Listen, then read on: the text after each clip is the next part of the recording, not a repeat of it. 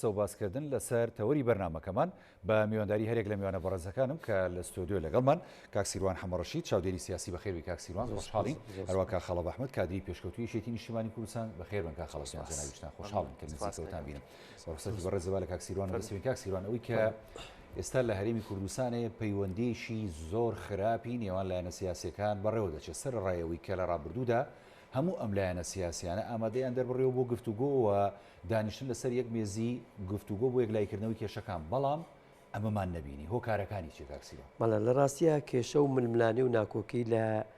لە تەواوی دنیادا هەیە لە نێوان دەوڵەتەکان لە نێوان ئەحزابە سیاسیەکان لە نێوان گروپە جیاجیەکاندا لە نێوان پێکهاتە جیاجیەکاندا زۆر شتێکی نۆرمەڵ و ئاساییە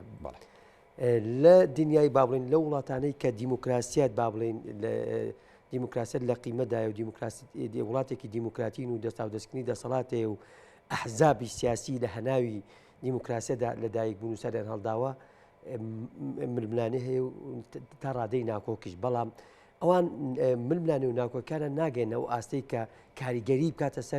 سەر دۆخی سیاسی وڵاتەکەیان و کۆمەلگاکەیان یان قەیرانی سیاسی یان قەیرانی ئابووری بوو هەر شتێک دروستکات بەداخەوە لە کۆمەلگای ئێمەدا بەڵێن لە هەرێمی کوردستاندا هەم ئێمە جارێ هێشتا زۆرمان ماوە بکەین بە دیموکراسیە لە کوردستاندا ینی هیچ هەنگاوێکی نەناوە و هەروە ئەحزابی سیاسی کوردیش لە هەناوی دیموکراتیەوە سەریان نەداوە بەڵکو ئەحزابی سیاسی دەرهاویشتە و بڵێن دەرهاویشتەی سەردەمی شاخ و سەردەمی با بڵێن خێڵ و ئەو ململانێ سەردەمی ئەوانەوە لەدایک ئەو باگراوندە سیاسی هەیە لە کولتورێکی دیموکراتی و مەدەنیەوە سەریان هەڵداوە کەواتە لە کوردستاندا کە لە ساڵی 91ەوە کوردستان ئازاد بۆ خاوەنی دامەزراوی حکومڕانی بۆ هەڵبژاردن کراوە بە عەقڵیەتی شاخ و بە عەقڵیەتی با بڵێن خێڵ و دوور لە پێوەرەکانی دیموکراسی لە ساڵی 92 کە یەکەم پرۆسی ئینتیخابات کە پرۆسەیەکی ئێزگار جوان بووە پرۆسەیەک بوو نمونەیە بوو لەو کاتە لە ساڵی 92 کە دوای 2 ساڵ هەڵبژاردن کە شەڕی ناوخۆ دروست بوو دیموکراسیەت با بڵێن هەڵبژاردن پرۆسی سیاسی تووشی قەیرانی سیاسی با بڵێن کۆمەڵایەتی ئابووری تەواو بوو لەو ساتەوە کە ئەو پێشتینە گەورەی با بڵێن ئەحزابی کوردی کە لە شاخەیان بۆ شەڕی ناوخۆ و براکوژی و شەڕی یەکتر سڕینەوە جارێکتر ئەو فۆرمەیان ئەو نمونەیان ئەو شێوازیان گواستەوە بۆ ناو هەرێمی کوردستان کە تا ئەم ساتە وەختە بەردەوامیە و هەر ئەو عەقڵیەتە بۆ هەر ئەو جۆرە بیرکردنەوە بۆ کە نایانتوانیوە لە دۆخی حکومڕانیدا بەرەو مەدەنیەت بەرەو با بڵێن دیموکراسیەت هەنگاو بنێن و شێواز و مامەڵەکردنی خوان و سیاسەت و بەرنامە ناجیان لە شاخەوە بگۆڕن بۆ بە مەدەنیکردن ئەمە وای کردووە ئەم کێشە و ناکۆکیانە تا ئەم ساتە وەختە بە هەمان عەقڵ بە هەمان پێوەری سەردەمی شاخ مامەڵەی لەگەڵا دەکرێت و لە دوای ڕاپەڕیشەوە بەرژەوەندیەکانی حزبی سیاسی زۆر فراوانتر و گەورەتر بوون و دەستیان گرتووە بەسەر با بڵێن حزبی سیاسی کورد دەستی گرتووە بە سەرۆت و سامان دەستی گرتووە بە هێزی چەکدار ینی بەڕادەیەک بە عەقڵەتێک ئیش دەکەن بە عەقڵەتی با بڵێن شمولی و گشتگیری و یەکتر سڕینەوە بەداخەوە کە ئەمەش بۆتە بارگیرانێکی ئێجگار گەورە بۆتە مەترسیەکی ئێجگار گەورە لەسەر کورد و لەسەر خەوارەی هەرێمی کوردستان و لەسەر ئەو هەموو خەبات و تێکۆشانەی کە خەڵکی کوردستان داوێتی هەر لە چیمابارانەوە هەر لە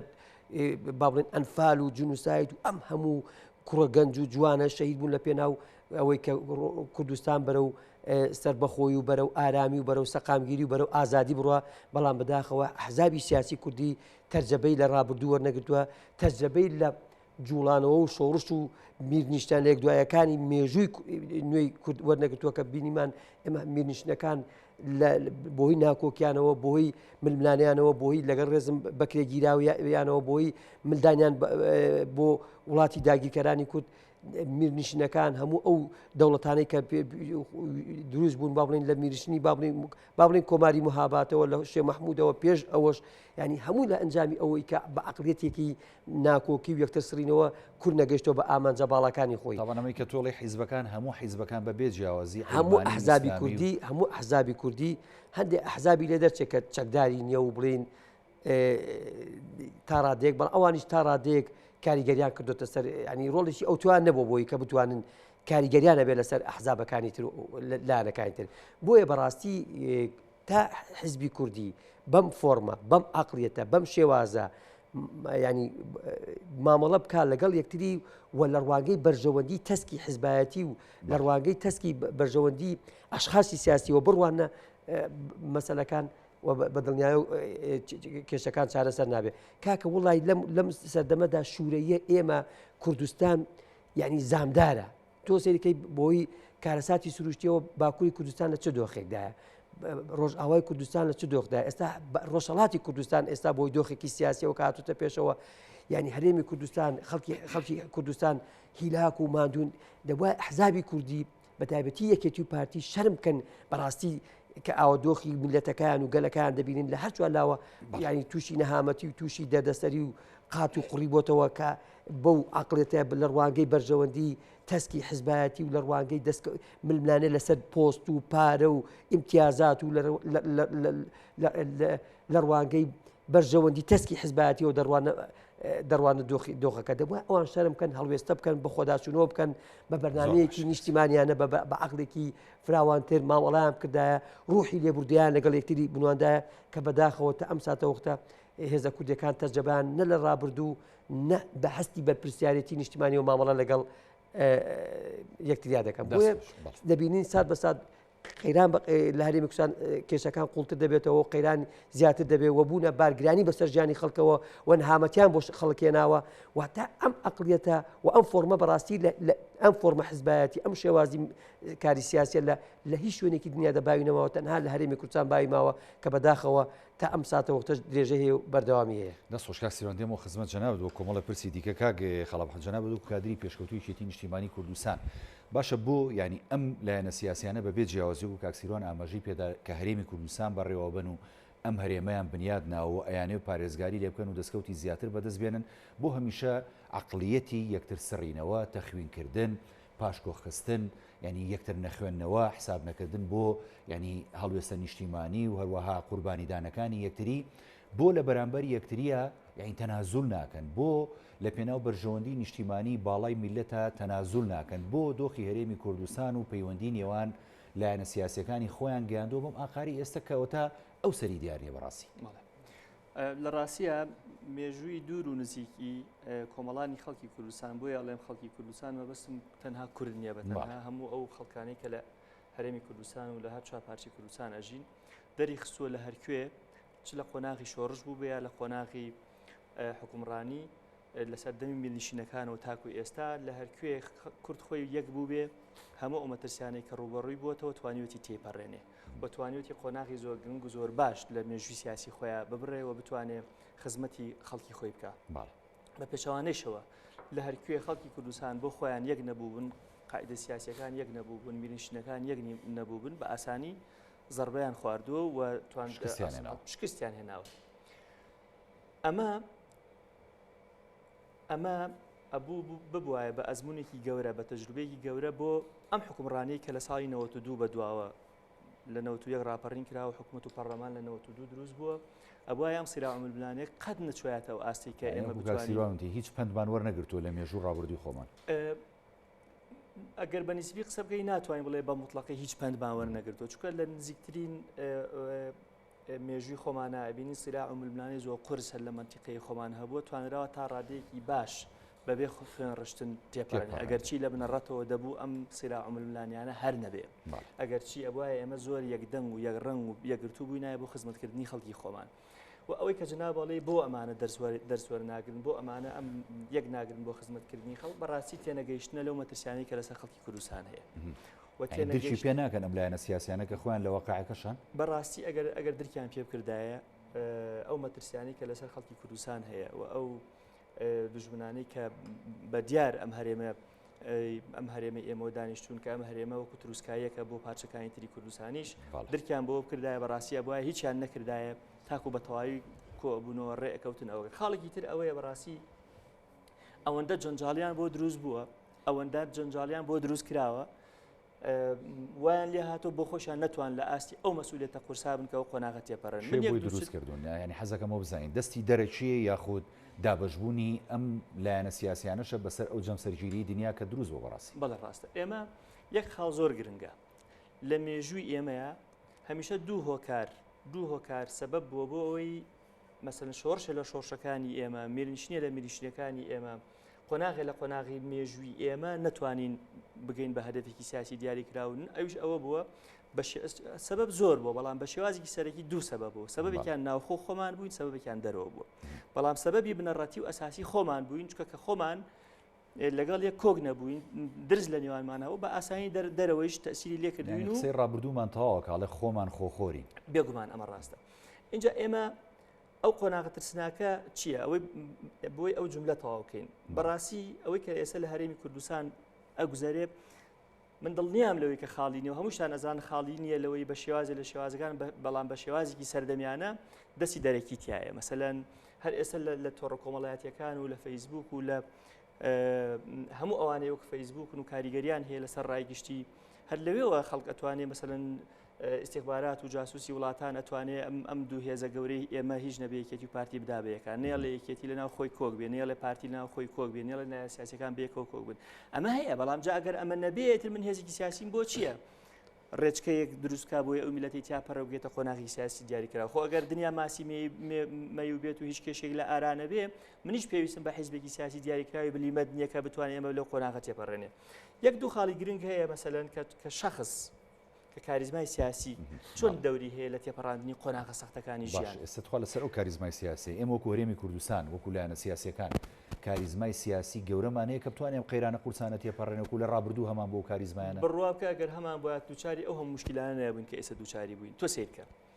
لە سەردەمێ لە سەردەمەکان کە شەڕی ناوخۆ هەبوو لە نێوانی کێتی و پارتی لە دووسێ قۆناغی جیاوازی ئێمە ئەو کاتە کادر بووین ڕاستەوخۆ غێری مباشر ئەمانگەیان دە جەنابی مامجال کە تۆ تەنەزول ئەەکەی بۆ پارتی تۆ تەنەزول ئەەکەی بۆ کاک مەسعود بەرزانی تۆ ئەوەت کرد تۆ ئەوەت کرد تۆ ئەوەت کرد هەمیشە ئەم پیاوە گەورە بەو تەمەنەوە بەو سیحەتەوە ئەهات بۆ ئێمەی کادری گەنج و ئەو سەردەمە ڕوونی ئەکردەوە کە سەبەبەکە ئەمەیە من تەنەزول ئەەکەم ینی باوە ئەو نقطەیە کە ئەڵێ لە گەرمەی شەڕی ناوخۆ جەنابی مامجال لە دەرەوە پەیوەندیەکە بە مەکتەبی سیاسی و سەکردایەتی لە ناوخۆڵێ من ئەمەوێ بە تورکیا بێمەوە لای پارتیەوە بێم لە گەرمەی شەڕی ناوخۆ ئەڵێن با کۆبوونەوەی مەکتەبی سیاسی بکەین بەشی هەرە زۆری مەکتەبی سیاسی لەگەڵەوە بن کە مامجال نابێ ئەمە بکە مامجال ئەڵێ ئەی خەڵک چیە لە وڵا خەڵک هیلاک بۆ بەدە شەڕی ناوخۆ و خەڵک پێی خۆش دەڵێ من بەگوێی خەڵکەکەم خەڵکی بەلاوە گرنگ خەڵکی بەلاوە گرنگ بووە دوایەوە لە دوکانەوە هەڵەسێ بۆ خۆی ئەڕوا ئەچێ بۆ ماڵی کاک مەسعود لەوێ ئەڵێ ساوەرێک نازام چاکەن دێمە ئەمە پیاوی گەورە ئەم شتانی لە دەست دێ بەڕاستی یا لە قۆناغەکانی تر ئێمە بە باشی بیرمانە کە کاتی هێزێک دروست کرا بە ناوی هێزی دیجلەوە ئێستش قایدەکەی بیرمانە ناوی عەبدولئەمیر زەیدی بوو هات لە منتیقەی خانەقین و جەلەولاوە لە منتیقەی کەرکووکەوە ئەو کات ئەیانویست بێن ناوچە کێشە لە سەرەکانی خۆمان لەگەڵ بەغایە داگیر بکەنەوە و کێشەمان بۆ دروستکەن مامجلال لە دەرەوە بوو هاتەوە بە 24 سەعات وەک ئەو بکەی بە ئاگرا کۆتایی پێێنا ئەمەیە مەسەلەن دەوری کاریزما یعنی ئێمە بمانێ و نەمانەوێت لە وڵاتە پێشکەوتەکانی دنیایش کە وڵاتانی ڕۆژ ئاوای کاریزما دەوری هەیە ینی ئێستا مەلیکەی بەریتانیا ینی هەموو لە ڕابردوو کە مەلیکە لە ژیانەوە هەموو خەڵک بەتەما بوو یعنی بە ئاواتی ئەوە بوو 2 دقە مەلیکە ببینێ بە ئێستاشەوە هەروایە لە وڵاتی پێشکەوتەکانی دنیا شەروای ئەم کاریزمایە لە لای ئێمە مەسەلەن گەیشت بووینە ئەوە ینی قۆناغی مێژووی ئێمە بخەمڵێ کە کاریزما دەور و تەسیری کاریگەری خۆی هەبێ بتوانێت قۆناغە سەختەکان تێپەڕێن بەداخەوە جەنابی مامجلال لە ژیان نەما باش چارەسەر چی ینی خۆ تۆ ناکرێ وڵاتێک یا هەرێمێک یا خودنەتەوەیەک میلەتێک ئاو بم ئاڕاستەی ینی سیاسەتەکانی بێگومان بەڕێوە بێگومان نابێ وابێ ئێمە وەکو یەکێتی نیشتیمانی کوردستان پێویستە زیاتر سازش بکە تاکو ئێستا کردوێتی لەوەی ئێستا مەسەلەن جەماوەری یەکێتیوانە ئەم قسەیان پێ ناخۆش بێ بەڵام ئێمە قۆناغی سەختمان لە تەمەنی کەمی ژیانی سیاسی خۆمان لە 2013 تاکو 2010 کۆمەڵشتمان تێ بینیوە بەڕاستی گەورەی لەوایە تەنەزول بکەی لە پێناوی خەڵکە گەورەی لەوایە تۆ بگونجێ لە پێناوی خەڵکە ئەگەر چی ئەو سراعی کە ئێستا هەیە سراع نییە لە نێوان یەکێتی و پارتی وەکو حیزب ئەگەر سراع بێ لە ناو یەکێتی و پارتی زۆر تەبیعیە بەڵام ئەم سراعە شۆڕ بۆتەوە بۆ ناو حکوومەت ئەم سراعە شۆڕ بۆتەوە بۆ بینی شارەکان ینی وای لە تۆ حکوومەت حیسار بخاتە سەر شارێکی تر کە ئەمە ناتەبیعیە خەڵک بە فعلیە لە دوو ئیداریە بەڕاستی یعنی خۆزگە دوو ئیداریەکی شەریف وایە کە بتوانرێ بە باشی بە شێوازێکی منافەسە خزمەتی خەڵک کرێ بەڕاستی دوو ئیدارەیەشە بەڵام منافەسەیشی تیانێ بۆ خزمەتکردنی خەڵک بۆیە ئەم قۆناغە ئەبێ تێپەڕێنرێ ئەبێ کۆتایی پێبێنرێت چونکە خەڵک ماندووە تۆ سیرکە ئەو سەردەمەی کە جنابی مامجلال لە ساحەکە بوو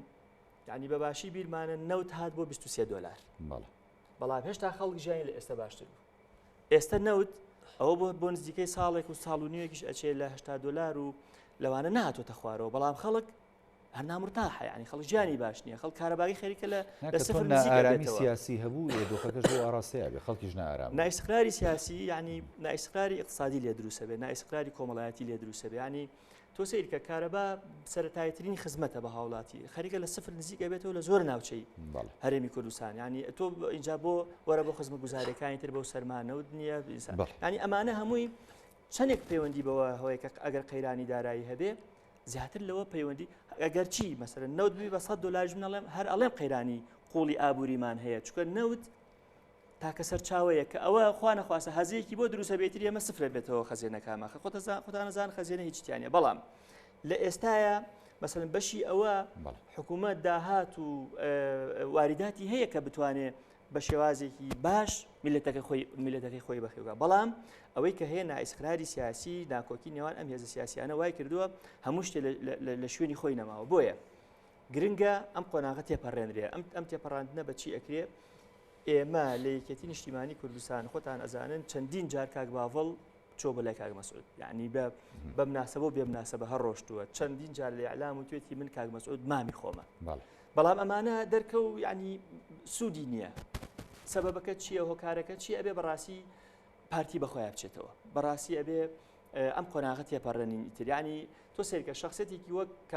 کاقوبات پیاوێکی زۆر بە سەبرە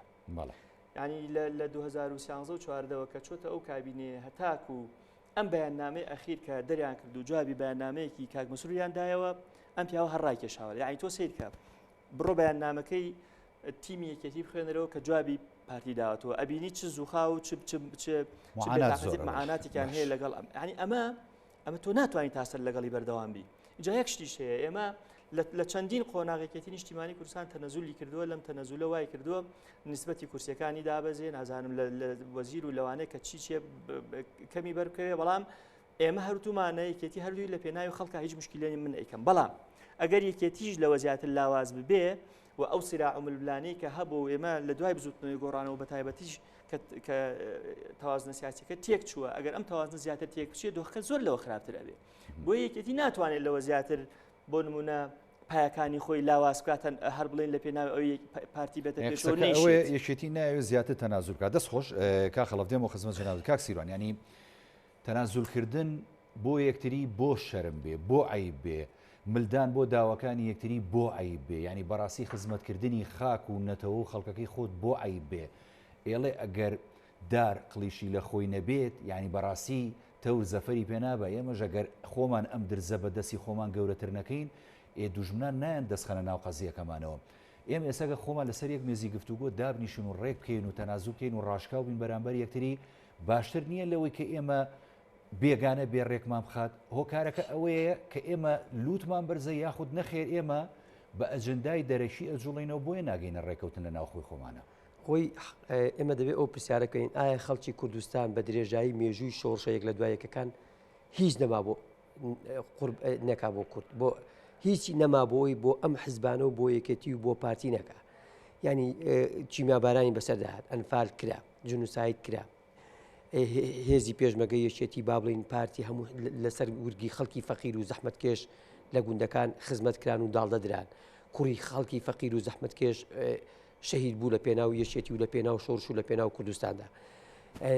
زائیدەن ئەمان یەکێتی و پارتی شەڕی ناو خۆیان پێ دروستکردن هەزاران گەنج و فەرماندەی قارەمان و دڵسۆز و نیشتمان پەروەریان لە پێناو بەرژەوەندی شخصی یەکتردا بە شەهیدکردندا یعنی نازانم یەکێتی و پارتی دەبێت بۆ خۆیان بیلەوە بکەن بڵێ ئەم میلەتە بۆ میلەتە وا لێ بکەین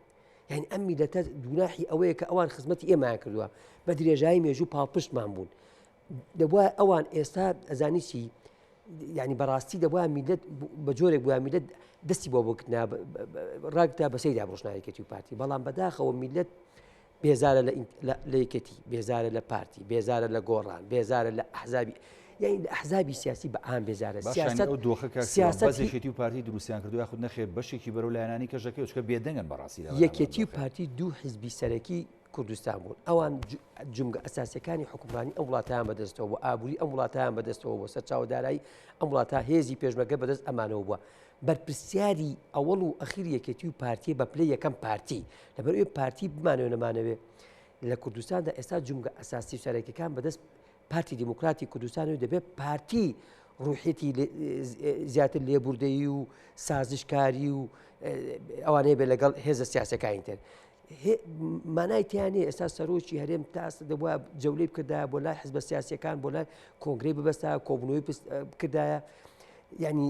بەرپرسیارانە مامەڵی لەگەڵ دۆخی سیاسی هەرێمی کوردستان و لەگەڵ حزابە سیاسەکان کردایە ناکرێت ئێمە بەڕاستی دۆستەکانمان لە ئەوروپا و لە ناوەوە هەمووی بەڕاستی لێمان بێزان و لێمان نیگەرانن چەندین جار یەکێتی و پارتی و دەسەڵاتدارانی هەرێم ئاگادار کراوەتەوە کاکە دۆخی حکومڕانیتان خراپە حکومڕانی وا ناکرێت انتخابات دەبێت لە کاتی خۆیدا زۆر کێشەیەکی گەورەشمان هەیە ینی بەقسەی دۆستەکانیشمان ناگەین ئیلا بە زەبری هێز بۆ نمونە ئەمریکایەتە سەر هێڵ ئەوێ بە زۆریش دامان نیشێنە لەسەر یەک مێز کە چێر خۆش نبینەوە کێشەکە ئەوەیە لە کوردستاندا لە ناو ئەحزابی سیاسی کوردیدا لە ناو کای سیاسی کوردیدا عقلی سیاسی باشمان نییە ینی ئەو ئەقلەمان نییە هەست بە بەرپرسیارەتی بکە بیر لەوە بکاتەوە بە عقلێکی استراتیژیانەی نیشتیمانیانە بیر لە بکاتەوە یعنی بیر لە ئامانجە باڵەکانی کوور بکاتەوە تەنها لە ڕوانگەی بەرژەوەندی دەستکەوتی حیزبی و دارایی و پاواخوازی و دەسەڵاتخوازیەوە کار دەکەن کە ئەمە کاریگەری کردوتە سەر ئەوەی کە حزبی سیاسی نەکەنە ڕێکەوتن ئەنجا بەڕاستی ئێمە حکومڕانێک بە مانای کەلیمە حکومڕانێکی خاوەن دەستوری و یاسایی بە نیمانە ئەگەر ئێمە خاوەنی حکومڕانێکی قانونی بوونایەوە یاسا سەرۆر بووایەوە خاوەنی دەستور بوونایە بەدڵنیایە ئەحزابی سیاسی نەیدەتوانی بۆ جۆرە مامەڵە لەگەڵ یەکتری بکە ئەحزابی سیاسی نەیدەتوانی ینی گاڵتە بە چارەنووسی خەڵکی کوردستان بکەم نەیدەتوانی چکە یاسا ئەو کاتێک کە یاسا سەرۆر بوو حزب ملکەتی یاسا دەبوو بەڵام بەداخەوە ئەحزابی سیاسی کوردی نانێشتوە سەرەتاترین ینی لە کوردستاندا یاسا بەرقەرار بێ تۆ سەرنج بە لە سلێمانی چی دەگوزارێ لە هەولێر چی دەگوزارێ ڕۆژنامەنووس ئەو ئێستا بینیمان سندیکای ڕۆژنامەنووسا و کۆمەڵە پارێزەری ئەوەی تیمی پارێزەرانی جیراوانی بادنان کۆنگرەی ڕۆژنامەنووسیان بەس چ مەعاناتێکان نەبوو یعنی تۆ ئێستا لە سەدەی 21 دایت و بە حساب ئەوە ئێمە ینی دنیا بەرەو کرانەوە و بەرەو مۆدێرنەوە بەرەو حەزارەت و ئێمە تازە خەریکن ڕۆژنامەنووس لەسەر ئازادی بیر و ڕاو لەسەر ڕەخنەگرتن سجن ئەەکەین و دایانگرین و تیرۆریان دەکەین و دایان کوژین کە ئەمە بەڕاستی ئەوە بەڵگەیە ئەوە دەلیلە ئەوە کە ئێمە عقلێتێکی مەدەنی خواز و دیموکراتی خواز و سکۆلارمان نییە کە ئێمە بتوانین لە کوردستاندا حکوومەتی خاوەنی حکومڕانێکی بڵین مەدەنی بین و مەدەنیەت تێدا جێگر ببێت باش کاک سیروان خەڵک و هاوڵاتیان هێرمی کوردستان چکە جەناب داماژت پێدا و ینی هەمووشمانە زانین ینی بە قەیرانێکی قورساتیە پەڕەن ئێستا ئەنێ تا بۆ نمونە غاز نییە وەکو کاخەڵە وتی بۆ نمونە کارەبانیە لە زۆر ناوچە ینی گەیشتۆتە ینی ئاستی سفر بۆ نمونە ئاو نییە بۆ تا دەربەندی خان لەسەر ینی شەقامەکانن بۆ حکوومەت هەر وەڵامیان ناداتەوە نایە بەدەم داواکاریەکانیانەوە ئەگەر ئەم دۆخە بەم شێوازە بەردەوام بێ خەڵق قوبوڵیەکە و دۆستەکانمان زلیێزەکان قوبوڵیەکەن یاخود کاردانەوەیان چییە بێ بەڕاستی کاکاوڕێ ئەم پرسیارەی کە تۆ دەکەیت لە ساڵی 93 و 94 لە تەلەڤیزیۆنی گەلی کوردستان لەسەر ئەم پرسیارە لە ڕۆژنامەنووسان کراوە لە خەڵک کراوە کە بۆ کارەبانیە یعنی ئێمە لە 92 لە 93 و کێشەی کارەبامانەیە تا ئێستا چارەسەر نەکراوە آخر خەڵک چه ئومێدێکی بە حکومڕانێکی لەو جۆرە بێت چه ئومێدێکی بە ئەحزابی سیاسی کوردی بمێنەکە تا ئێستا کە کارەبا چارەسەر نەکراوە تا ئێستا کەشتێکی زۆر ئاسان و سادەیە کە توانی ئێمە ئەم هەموو سەرۆت و سامانەمان بەهدە دەدێت لە کوردستان ئەم هەموو سەرۆت و سامانەمانێ دەمانتوانی جوانترین و باشترین وڵات دەستەبەر بکەین دەمانتوانی دیموکراسی زۆر بەرەو پێشەوە بچین دەمانتوانی هەڵبژاردن لە کاتی خۆیدا بکەین دەتوانین ژیانی خەڵک زۆر لە ئێستا باشتر بێت دەمانتوانی موچە لە کاتی خۆیدا بدرێت بەڵام بەداخەوە باسم کرد ئێمە کێشەی عقلێتی حکومڕانیمانەیە ئەو عقلەتێک کە ینی دەستی گرتووە بەسەر ئەم وڵاتەیە ئەم وڵاتە بەڕێوەدا بە عقلێتێکی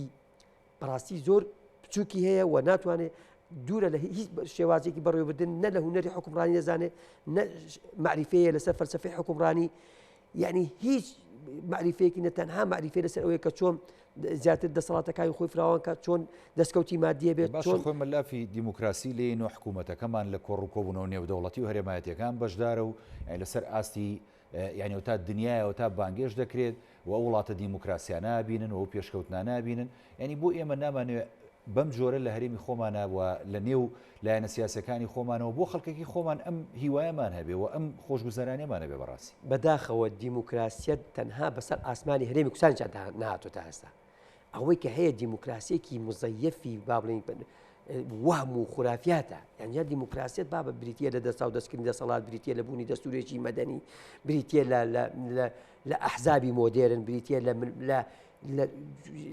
ڕەفاعیەت بۆ خەڵک بریت یان ئەم شتانەیە ئێمە کێشەی باسم کرد تا ئەم زاتە وەختە کێشەی کارەبا چارەسەر نەکراوە تا ئەم ساتە وەختە ئەو تایمە تازە کێشەی تسەڵە کێشەی ئەو سەرهەڵەدا یعنی بیریان ئێمە چونکە عەقڵێکی استراتیژی و دەوڵەتداریمانە لە هەرێمی کوردستاندا چونکە ئێمە بەڕاستی ئێمە خەمی گشتی و ئەحزابی کوردی خەمی گشتی و بەرژەوەندی گشتی لە ئەستۆنەگرتووە تەنها لە ڕوانگەی بەرژەوەندی دەستی حزباتی و دەڕوان بابەتەکان و لە ناو حزبیشە لەگەڵ ڕێزم بۆ چەند بنەماڵەیەکی سیاسی و چەند ئەشخاصی سیاسی دەستیان گرتووە بەسەر سەر و سامانی ئەم وڵاتەدا هەر لەم ڕۆژانە دەکات هاوڕێ لە کورسات من گەملێکێک لە سەرکردەکانی یەکێتی نیشتیمانی کوردستان و مقابلە کرا لەم کەناڵەیە و لەم شوێنە لێرە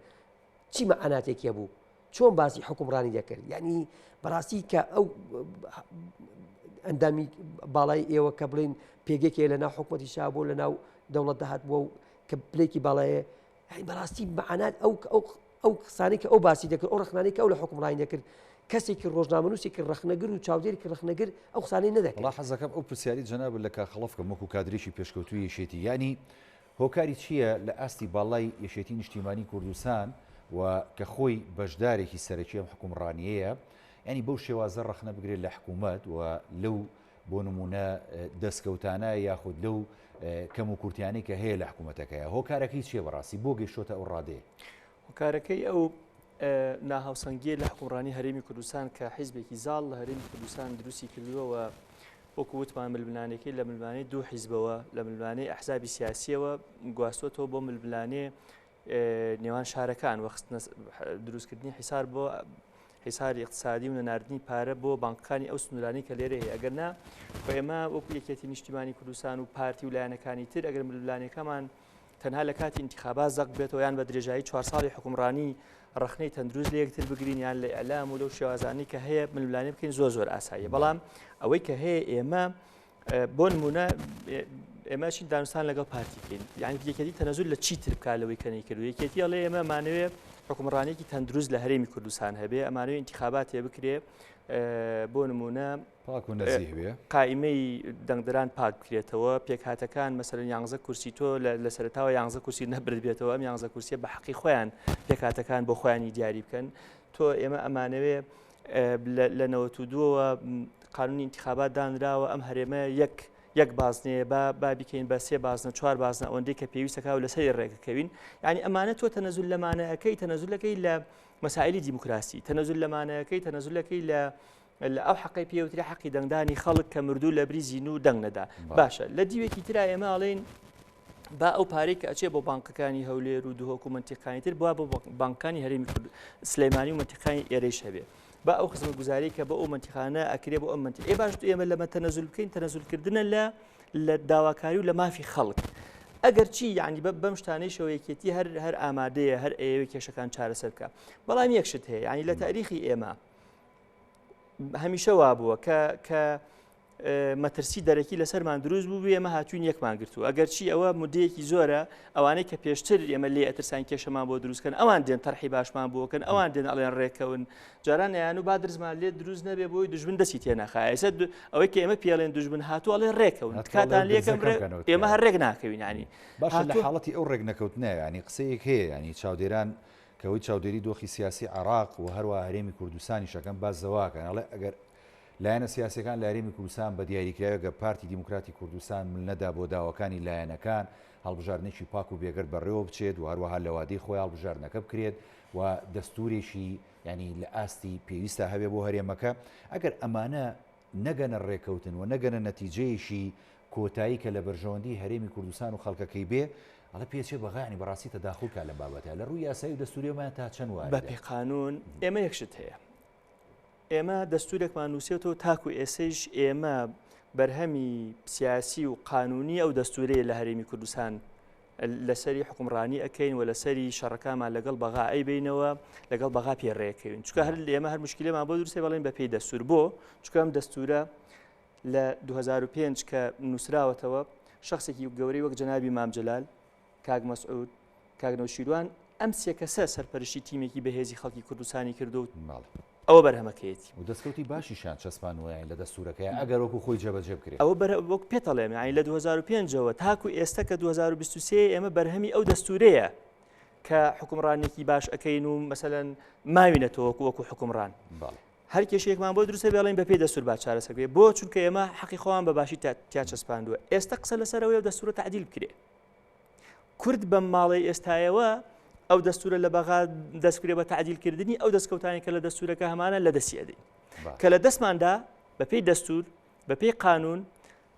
عێراق ئەبێتەوە ئەگەر هەڵەبجەش کراوێ بە محافەزە لە عێراق ئەبێتەوە بە 19 محافەزە و کۆتایی بەم شتانە دێ باشە خۆ ئەڵەن ئەگەر دۆش بێتەوە بە پێی یاسا و بە پێی و دەستوری عێراق یعنی ئەگەر کێشەیەک لەم هەرێمی کوردستانە هەبێ بەغا بۆی هەیە لە تەداخولکە بە پێی دەستوری عێراق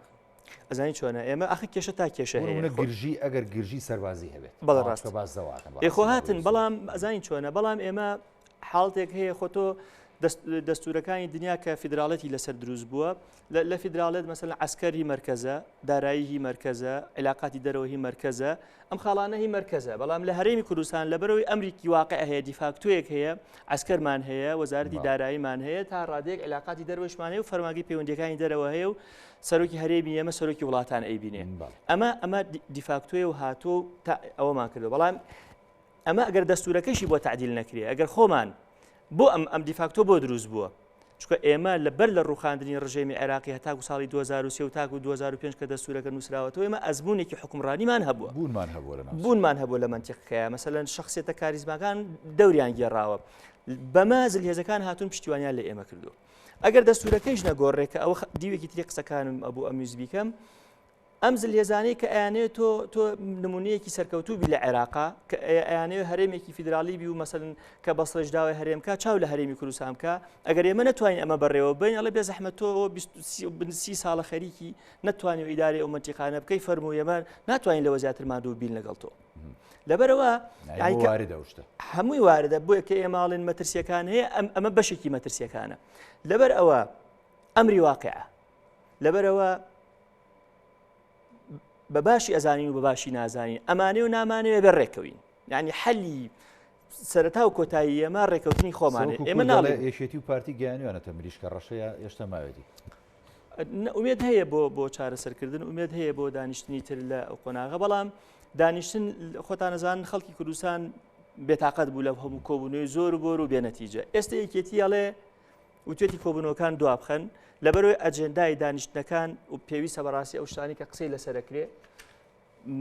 ئێمە نەتیجەمان هەبێ هەر دانیشتن نەبێ دواتە بڵێن ئیجابی بوو کۆتایی هات و خەڵک بێتاقەت بێ ئەمە ینی ئەمانەیە بە نەتیجەوە ئەمیشانە چارەسەر بکرێ لە ئەساسەوە چارەسەری بکەین چکە تۆ سیرکە ئێستا مەسەلەن علاقێکی زۆر باشی یەکێتی هەیە لەگەڵ بەغایە ئێگەرەوە علاقە باشە یەکێتی و پارتی بەیەکەوە بچوونایە بەهێزتر نەبوو تیمێکی بەهێزتر بوو یعنی تۆ ئێستا سیرکە چەند قەرارێک لە محکەمەی ئیتیحادی دراوە قەراری تریش قەرارە ئەسەلەن بدرێ ئێستا مەسەلەی درێژکردنەوەی وادەی پەرلەمانی کوردستان تەجیلیان کردووە مەسەلەن یعنی من دڵنیاتەکەمەوە ئەگەر یعنی ئەو هێزە تەحالف با بڵێن نەبێت لە منتیقە لە عێراق بیانەوە گرژیەکان زیاتر بێت و ئەوانە قەرارەکە لە ساڵحی خەڵکی کوردستان نابێت یەکە تۆ پەرلەمانەکەنەوەی عینش حکوومەتەکەشی ناشەرعیە ئێ لە هەرکوێ فەراغی ئیداری هەبوو حکوومەتی عێراق بەپێی قانون ئەتوانێت بچەپڕی بکاتەوە بچەپڕی بکاتەوە ینی لە حدودەکان تۆ سیرکە لە حدودەکان مەشاکیلێکی بۆ دروستە بێ ئەو بۆی هەیە هێزی بۆ بنێرێ خۆ تاکو ئێستا ئێمە تۆ سیرکە ینی تۆ بە حەقێکیش بدەین بە هەنێشت ینی ئەگەرەمەوە کوشتی ڕسمی و هەنێش ینی تۆ سیرکە ئێمە داوای داهاتی نەوتی کرد نەوتی بەسرە ئەفرۆشی ئێمەمانێ بە حیسەمان هەبێت لێ ئێخێرە بەپێی دەستور تۆ مەرزەکانیش هەر شانێکی فیدراڵی ئەو بێ بگەڕێتەوە تۆ داهاتی حدودەکان نانێریتەوە بەڵام داوای نەوتی بەسرە داهاتی نەوتی ژەوێ بگەڕێنێتەوە سە بەپێی ینی راپۆرتی دیلۆیت ینی نیوەی داهاتی ساڵی ڕابردوو زیاد لە سەر و 5 میلیارد دلارەوەی بەڕاستی بەڵێ ڕاستە ئێمە بە هەندێک مادەی دەستوری هەیە ینی شەڕی تیاکەین شەڕی قانونی و دەستوری بۆی کە شەرعێتی هەرێمی کوردستان وەرگرم بۆی بچمە لای کاکسیروان بۆیش دوا قسەی خۆی بکات سوپاس دەکەم بە دڵنیاییەوە یەکێتی و پارتی لە ئێمەمانان کە ئێستا قسە لەسەر مۆزعەکەین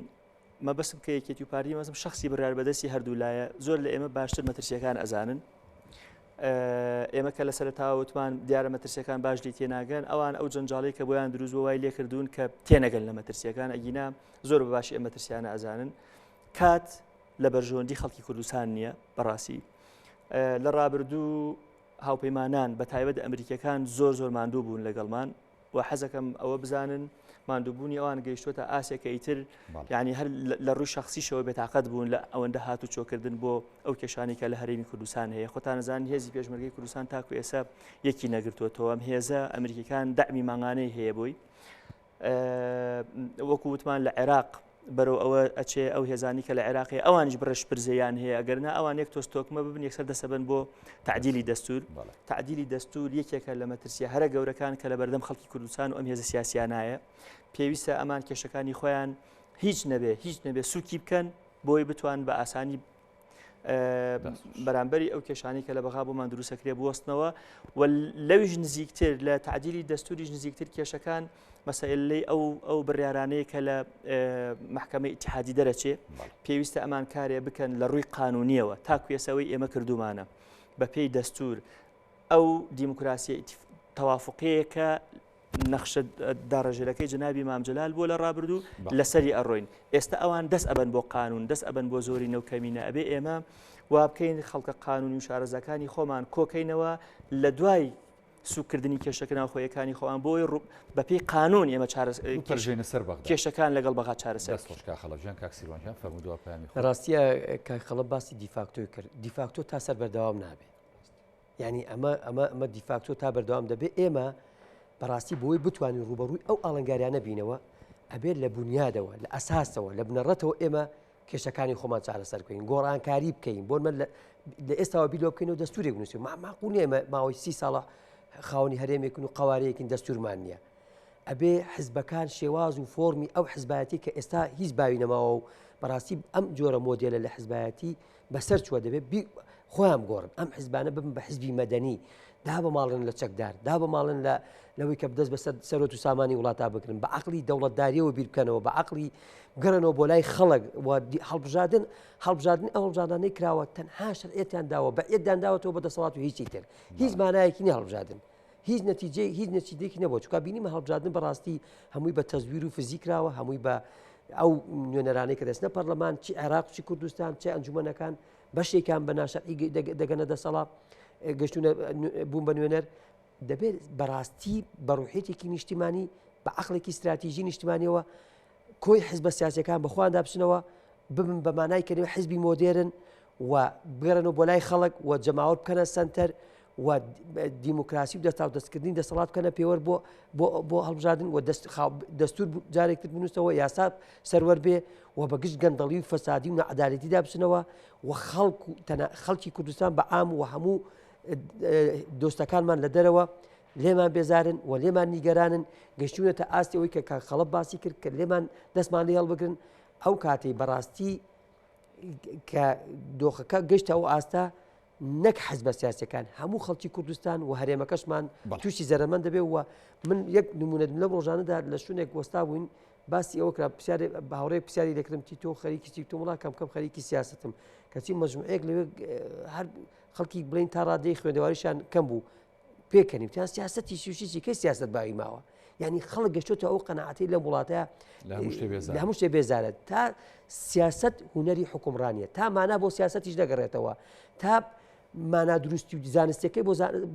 بۆ سیاست نەکڕێتەوە ئێمە ناتوانین بچینە سەسکەی سیاسی خۆمان و چارەسەری کێشە و قەیرانەکان بکەین و ڕۆژ بە ڕۆژ قەیرانەکانیشمان زیاد دەبێ و دەستان خۆش بێ. سپاس بۆ کاکسیڕۆ حەمەڕەشید چاودێری سیاسی، سپاس بۆ کاخەڵەو ئەحمەد کادری پێشکەوتووی یەکێتی کە لە بەرنامەی پانۆراما لە ستودیۆ لەگەڵام سپاسان دەکەم.